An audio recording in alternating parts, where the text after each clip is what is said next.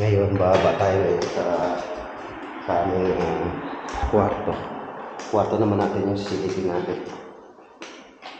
Kasi pagsensya nyo na kung madumi din yung kwarto namin. Yan, dito naman sa amin. 1, 2, 3, 4, 5, 6. 1, 2, 3, 4, 5, 6, 7, 8. 8 din.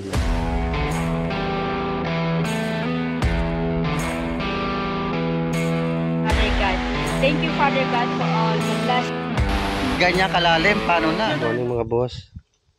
Lakad-lakad muna tayo. Andito ako sa labas ng accommodation namin. Yung video natin ngayon ay itutur ko kayo sa aming munting accommodation sa labas namin. Tapos ito naman yung harap ng accommodation namin yan. Yung nasa kanan namin, yung bilihan ng mga yung pang winter or pang tawag doon, uniform siguro. Yan yung binibenta. Yung kanan na ito siya. Parang tahian, parang hindi ko alam kung anong ano yan. Yan. So pupunta man tayo sa likod. Yung likod pala namin mayroong gasoline station. Ayan. Ang presyo ng diesel is €1 and 45 cents. Ayan. Nasa likod lang yan. Self-service yan mga boss. Ito naman yung scooter na to. Pwede mong gamitin yan. Pwede mo siyang gamitin. Dapat mayroon kang laman yung cellphone mo. Scan yan, scan bago mo siya magamit. Ayan. Hindi ko pa nga nasubukan yan eh. Pero pagka nagkasweldo, pag nalamanan yung ATM at saka naano sa cellphone, maano na yan, matry natin. Ito yung smoking area. Ayan. Dito nag-smoking yung mga gustong mag-smoke, tambay. Ayan. Ayan yung gasoline station. Ayan. Self-service yan. Tapos ito naman yung parking area. Ayan, ito yung parking area sa likod naman namin. Ayan. Kung may sarili kang sasakyan, dito mo siya pinaparada. Tapos kung magtapon ko ng basura, yan. Dito namin tinatapon yung mga basura namin. Papasok tayo ngayon. Tutur namin kayo sa loob. Para makita nyo yung loob ng accommodation namin. Yung sa paligid namin, mga company. Halos lahat. Dito, ganun din. Harap. Papasok na tayo. Ayan. Hindi mo mabubuksan to. Dapat itatap mo tong ito. Ayan. Kasi hindi ko alam yung code. So ito yung binigay sa amin. Ayan. Bukas na yan. Di ba? Ito yung maliit na reception. Tapos pag nanghiram kami ng vacuum, wala na palang vacuum dito. Pag nanghiram kami ng vacuum, dito lang yan nakalagay. Paunahan na lang kung sinong gagamit. So yan. Sa baba muna tayo. Good morning. Baba muna tayo. Ito yung baba. Titingnan natin yung baba bago tayo umakyat sa taas.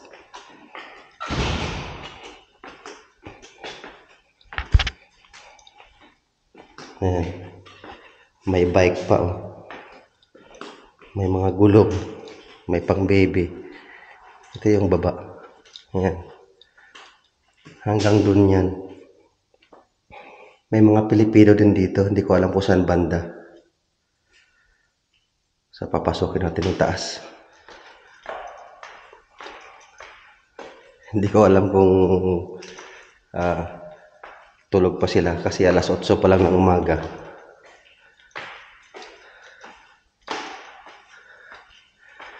Ito yung taas. Ayan. May mga Pilipino din dito. Hindi lahat dito Pilipino. May mga ibang lahi din dito. Ayan.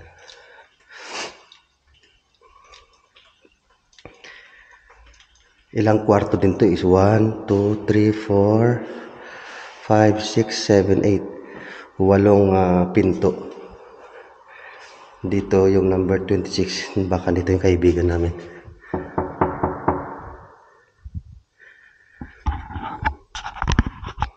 Sana gising.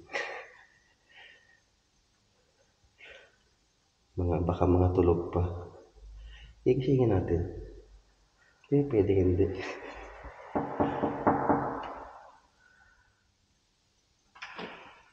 Morning. Tanghali na.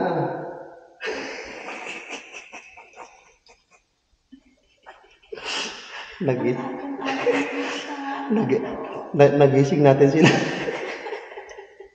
Ano pa sila? Ano pa yun? Maglalakad? Hindi. Bibisitahin ko lang yung room nyo. Ano ka rito? Pwede kami pumasok? Sabi mo gising na, hindi pwede ka mong tanghali na. Nagising na sila kanina. Ito yung kwarto nila. Ito yung ano nila, CR. Parehas lang dito yung CR eh. Ganyan. Yan, may sariling may sariling washing machine. Yan, CR. Diyan na, ito na yung nila, paliguan. Kaso sa amin, naka-curve ito kasi parang kwadrado lang siyang ganyan. Yan.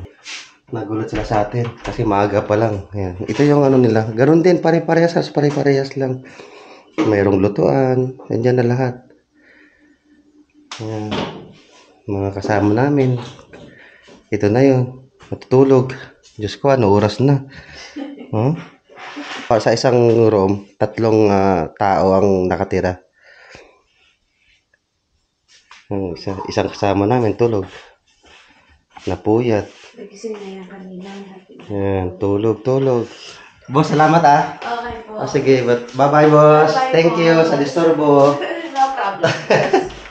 Tanghali na eh. Kumakato. Bye-bye. Bye-bye.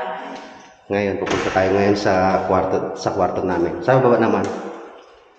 Ngayon, bababa tayo ngayon sa aming kwarto. Kwarto naman natin yung silipin natin. 1, 2, 3, 4, 5, 6. 1, 2, 3, 4, 5, 6, 7, 8. 8 din na room. So, ganun din. Wala kang itatap mo lang din to. Yan. Para mabuksan. High-tech. Ito yung kwarto namin dalawa ni Mrs. Yan. Pagpasok mo, ganyan. Parehas lang. Yan. Ganon din. Yung room. Ito yung sinasabi ko sa inyo na sa kanila square. Sa amin naman pa ganyan.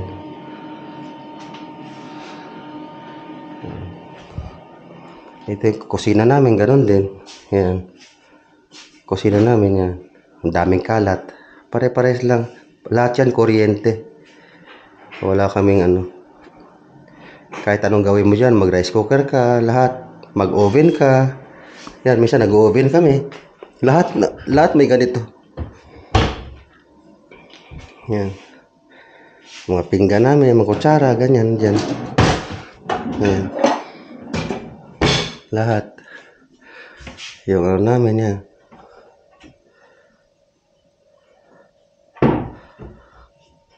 May mga pa, yan. Asukal. Tapos noodles, sardinas. Yan, ganoon din. Yan, sardinas. Ito yung sardinas dito. Na parang sa atin, 555 or basta kung ano yung lahat na may kamatis. Yan, ganyan. Yan na, mayroon kami yan. Lahat. Ito yung kwarto namin. Yan. Yan, naglilinis. Busy. Ito yung kwarto namin. 3 din to. 3 din na higaan. Yung isang bed na yan, namin yan, babayaran namin.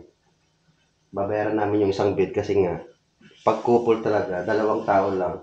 Kaso nga lang, wala silang available na pang-couple na kwarto, kaya ito yung binigay sa amin. So, yung excess, babayaran namin. Kaya ganoon din, pare-parehas lang din siya. Oh. Yan. Ito naman yung electric fan. Binili ko riyan para kahit paano, mayroong electric fan sa gabi. Kasi hindi naman gaano mainit, kaso nga lang, hindi ako nakakatulog pag walang electric fan. Ito yung veranda namin. Yan. Kung saan tayo nag-umpisa kanina. Nasa harap kami. Yan. Smoking area. Yan. Yung taga-gupit niyan, yun sa baba, nagpapahinga. Yan. Nagcha-charge. Tapos mamaya iikot na naman yan dyan. Siya yung nag-maintain na para hindi tumubo ng hindi pantay-pantay. Siya yung nag-maintain araw-araw. Maraming salamat sa inyo.